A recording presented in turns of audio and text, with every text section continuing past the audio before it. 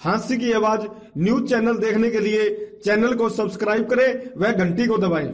मेहरबान दोस्तों, हास्य की आवाज यूट्यूब चैनल के माध्यम से हम आपको ऐसी व्यक्तित्व से मिलवाते रहते हैं, ऐसी पर्सनैलिटी से आपको रूबरू करवाते रहते हैं जिनका सामाजिक क्षेत्र में, राजनीतिक क्षेत्र में, शिक्षा के क्षेत्र में बहुत योगदान रहता है और उन्होंने मुकाम हासिल किया है।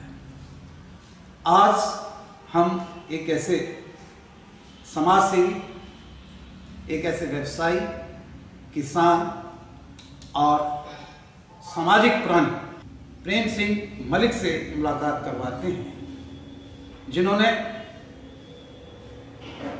ग्रामीण आंचल से उठकर प्रदेश की स्कूलों में, देश की राजधानी दिल्ली में जीरो लेवल से अपना व्यवसाय शुरू किया और एक अच्छा मुकाम हासिल किया। प्रेम सिंह मलिक किसी परिचय के मोहताज नहीं, पूरे हास्य हल्के में, पूरे हिसार हल्के में तो उनको अतिशोक्ति नहीं होगी। He is a great philanthropist, एक दानवीर कर्ण के रूप में जाने जाते हैं। चाहे शिक्षा के क्षेत्र में, चाहे किसानों की बहबूदी के लिए, पानी की समस्या को लेकर उनका हाथ हमेशा ऐसे रहता है। आइए एक बेबाक बातचीत कि प्रेम सिंह मलिक, हम बता दें कि इनकी शिक्षा, प्राइमरी शिक्षा सुल्तानपुर गांव में हुई। चौधरी हीरालाल जी के यहाँ इन्होंने जन्म लिया और माता मानो देवी की पावन कोख से इन्होंने जन्म लेकर उनके आंगन में खेलकर बड़े हुए और दिल्ली पहुंचे। दिल्ली और सुल्तानपुर का एक सफरनामा इनका कैसा रहा, अब ये राजनीति में क्यों जाना चाहते हैं, एक सामाजिक कार्य करते हुए, सामाजिक क्षेत्र में इनका बड़ा योगदान रहा है, समाज को बड़ा कुछ दिया है इन्होंने, एक बड़ा मुकाम हासिल किया, सब कुछ है इनके पास, लेकिन राजनीति में क्यों जाना चाहते हैं? क्या राजनीति के मायने बदलना चाहते हैं? राजनीति में जाकर इनकी क्या सोच होगी, क्या सोच लेके ये राजनीति में जाएंगे? एक बेबाक बातचीत प्रेम सिंह मलिक से। नमस्कार मलिक साहब। नमस्कार जी, नमस्कार सभी भाइयों को भी नमस्कार। सर, आप एक कुशल व्यवसायी हैं, किसानियत से इंसानियत को पहुंचे आप जी। आप देश की राजधानी में पहुंचे, सुल्तानपुर से एक छोटे से गांव से निकलकर देश की राजधानी में अपना व्यवसाय और पैर फैलाया जी और वहाँ मुकाम हासिल किया जी। उसके बाद आप राजनीतिक क्षेत्र में जाना चाहते हैं। आपने सामाजिक क्षेत्र में बहुत काम किया है, कर रहे हैं। ये राजनीतिक इच्छा क्यों जाहिर हुई, आप राजनीति में क्यों आना चाहते हैं? राजनीति में आने का मेरा मकसद सिर्फ और सिर्फ ये है कि हमारे समाज की जो दयनीय स्थिति है उसमें सुधार कैसे हो, उनको जो सुविधाएं मिलनी चाहिए, जिसके ऊपर उनका अधिकार है, वो सुविधाएं क्यों नहीं मिलती या कैसे मिलनी चाहिए। इसलिए मेरा मन हुआ कि मैं अब राजनीति में आके और समाज की जो सच्ची सेवा है वो कर सकूं और समाज को एक अच्छे लेवल पे लाके समाज का उत्थान करते हुए और समाज की अलग से एक पहचान हो सके और समाज को जागरूक कर सकूं कि समाज के जो अधिकार हैं उन अधिकारों का हनन कैसे होता है और क्यों होता है। इसलिए मैंने राजनीति में आने का फैसला किया कि उनके अधिकारों का जो हनन होता है वो अधिकारों का हनन कैसे रोका जाए और समाज का उत्थान कैसे हो। राजनीति में आप 2005 में आए, जो आपके एक परिवार के सदस्य, हाँ, मेरी भाभी हैं श्रीमती सत्यवाला जी। 2005 में उनको पार्टी से टिकट मिला था, तो वो चुनाव बड़े अच्छे तरीके से हमने लड़ा, समाज का अच्छा सहयोग मिला। मगर थोड़ा दुर्भाग्य है कि उसको हम अपने तरीके से जैसे संभालना चाहिए था वो शायद नहीं संभाल पाए। आपकी पहली पार्टी इनेलो, यानी 2005 में आपने प्राइमरी मेंबरशिप इनेलो की ली? मेंबरशिप मैंने कभी नहीं ली, कभी मैंने पद नहीं लिया, मगर पार्टी का एक सच्चा सिपाही होने के नाते जो सेवा पार्टी की मैं कर सकता था वो मैंने समाज को जोड़ते हुए पार्टी का ग्राफ बढ़ाया।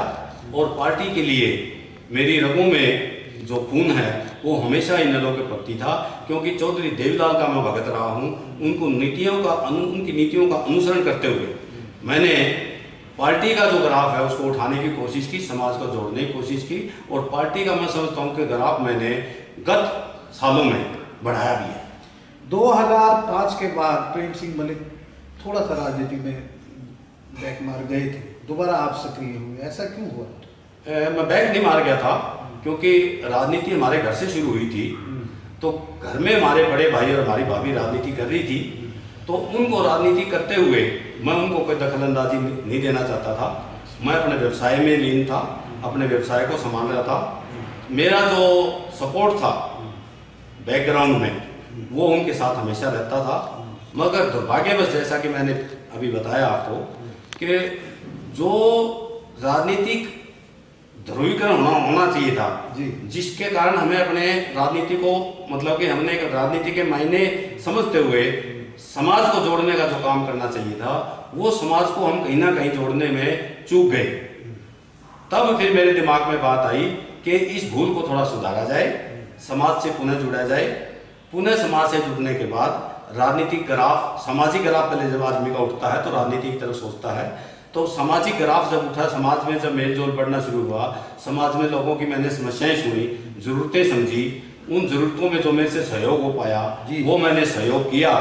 तब दोबारा से समाज मेरे साथ जुड़ने लगा, और जब समाज जुड़ने लगा तो मेरे एक अंदर जिज्ञासा आई कि इस समाज को ऊपर कैसे उठाया जाए।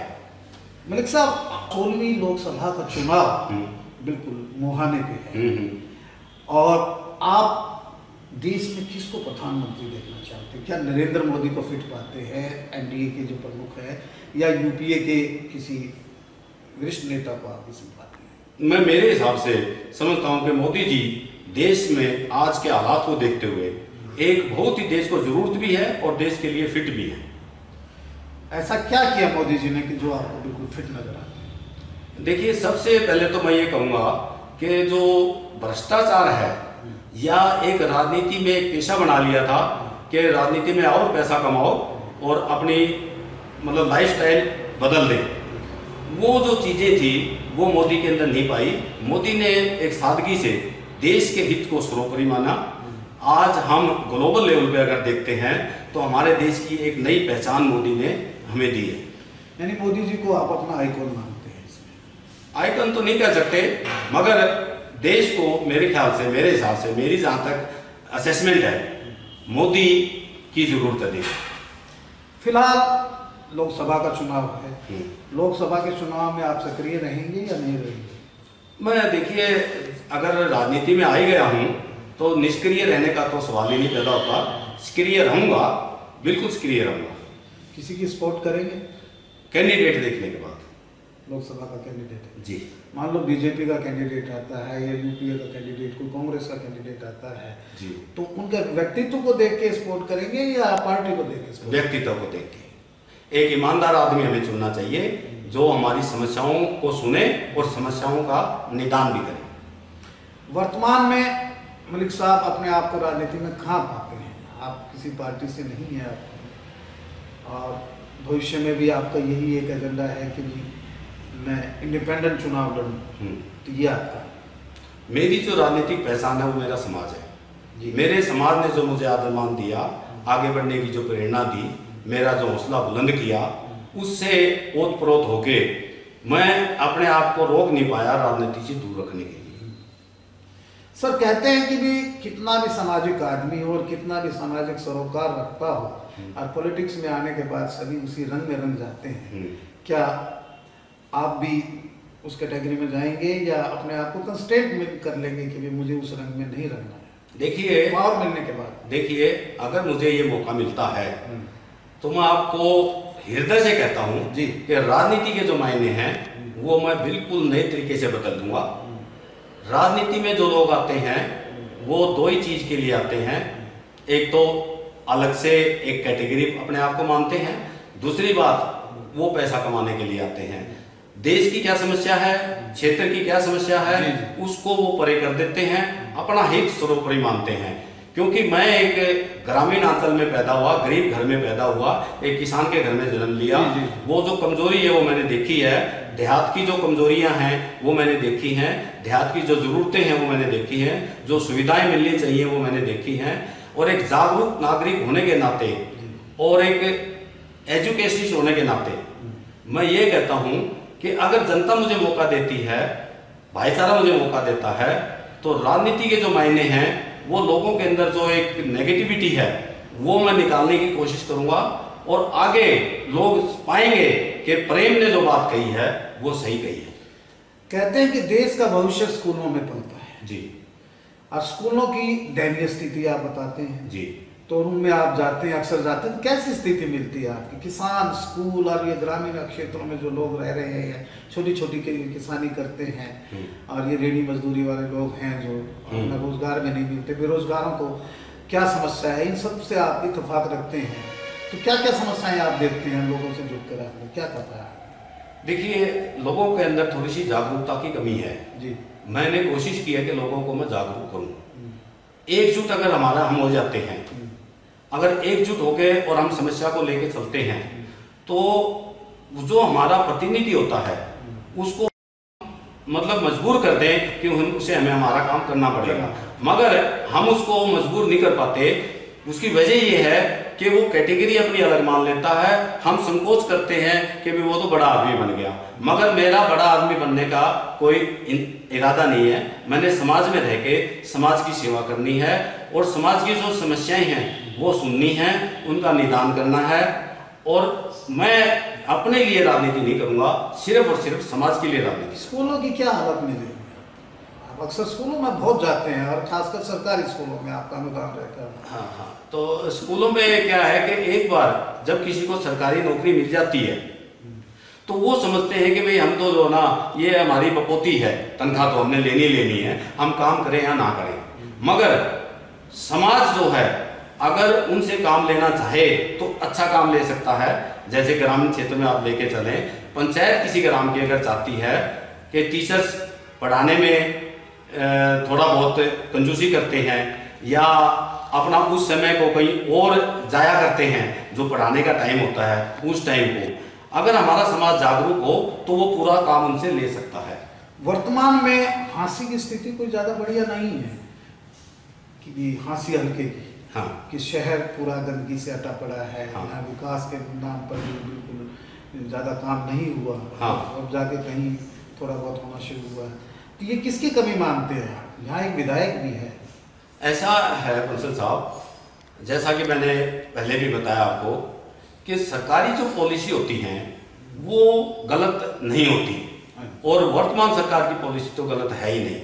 मगर हमारा बीजेपी की पॉलिसी इसको बढ़िया मानते हैं। हाँ, पॉलिसी ठीक है, मगर धरातल पे हमारी जो कमी है, हम जिसको प्रतिनिधि चुनते हैं वो प्रतिनिधि मुंह फेर जाते हैं। वो अपना जैसे ही पब्लिक से हाथ जोड़ के वोट लेके और उस कुर्सी पे जाके बैठ के वो एक राजा की जिंदगी जीने लग जाते हैं, पब्लिक से किनारा कर जाते हैं, पब्लिक की समस्याओं से किनारा कर जाते हैं।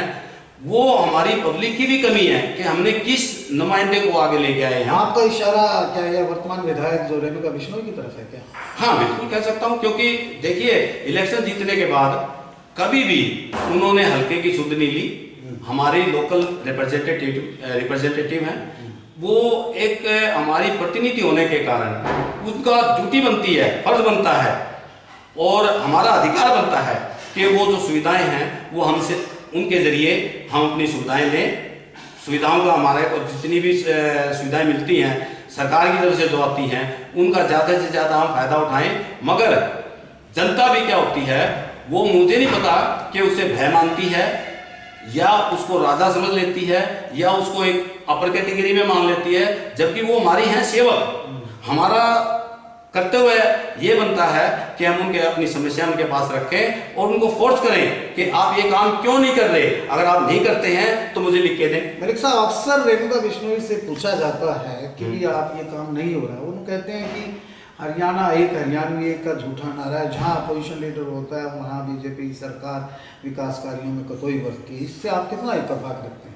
देखिए, ये जुमलेबाजी हैं और कभी भी एक विधायक कह लें, हमारा प्रतिनिधि कह लें हल्के का, अगर उनकी विल पावर है, काम करने की इच्छा है और पब्लिक को साथ में लेके चलने की इच्छा है, तो अपने हल्के का बहुत अच्छे तरीके से विकास कर सकते हैं और उनको करना भी चाहिए। और मैं पब्लिक से फिर अपील करता हूं कि ये हमारा अधिकार हमें लेना चाहिए।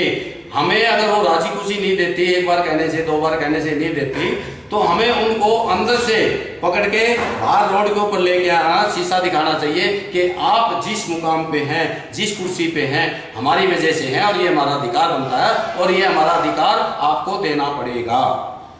3-4 साल से तो आप हाँसी बराबर आना रहा।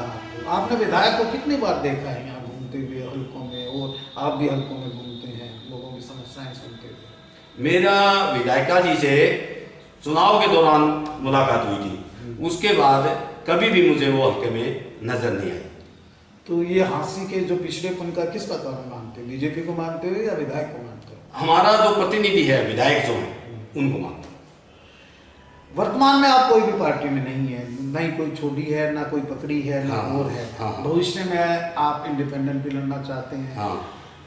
क्या कोई पार्टी आपकी डोडी पे आके, आपकी दहलीज पे आके कोई टिकट दे कि ये one of the winning candidate हैं, आप में इतना पोटेंशियल है, लोगों के बीच में जाते हैं, पब्लिक डोमेन में जाते हैं, मासेस में जाते हैं, उनकी समस्याएं सुनते हैं, उनको सहायता करते हैं जी, तो आप किसी भी पार्टी का टिकट लेना पसंद करेंगे या नहीं? बिल्कुल लेना पसंद करूंगा। कोई भी पार्टी आए, कोई भी का मतलब सांप्रदायिक पार्टी ना हो, सांप्रदायिक जो समाज को तोड़ने का काम करती है, ऐसी पार्टी ना हो।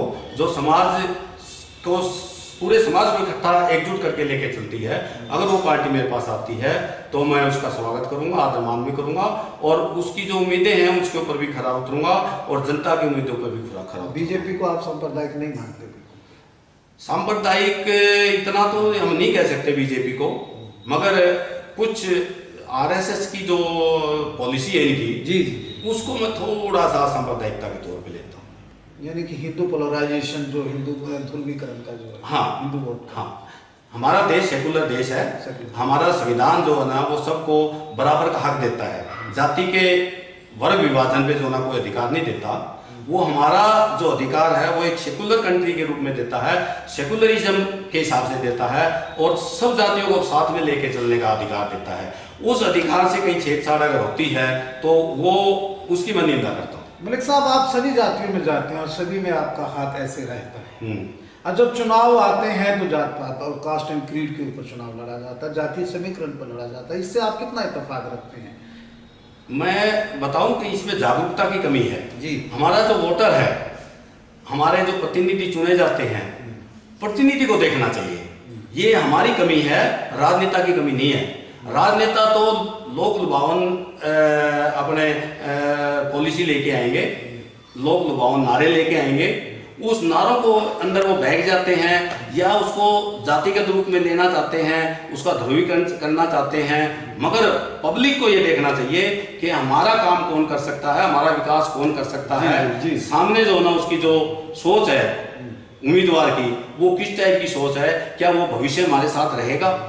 इन चीज़ों को अगर पब्लिक अवेयर हो जाए, पब्लिक के अंदर ये समझ आ जाए, आदमी को परखने की समझ आ जाए, उम्मीदवार को समझने की परख आ जाए, तो मैं समझता हूँ कि राजनीति के मायने बदले जा सकते हैं। आप एक शिक्षित हैं, पढ़े लिखे हैं, पोस्ट ग्रेजुएट हैं, दिल्ली यूनिवर्सिटी से आपने पोस्ट ग्रेजुएशन पॉलिटिकल साइंस में किया और पॉलिटिक्स में भी आना चाहते हैं। जब जब यानी कि चुनाव आता है, सभी पार्टीज के मैनिफेस्टो आते हैं, घोषणा पत्र आते हैं जी, और उनको जब वो पावर में आ जाते हैं उनको अमली जामा नहीं पहना पाते हैं। इससे कितना इत्तेफाक रखते हैं? ऐसी घोषणाएं पे चेक एंड बैलेंसेस लगना चाहिए, सरकार को कुछ ऐसा नियम बनाना चाहिए जो घोषित कर दिया उसको पूरा करें। हाँ, ये चुनाव आयोग को भी देखना चाहिए और पब्लिक को भी देखना चाहिए।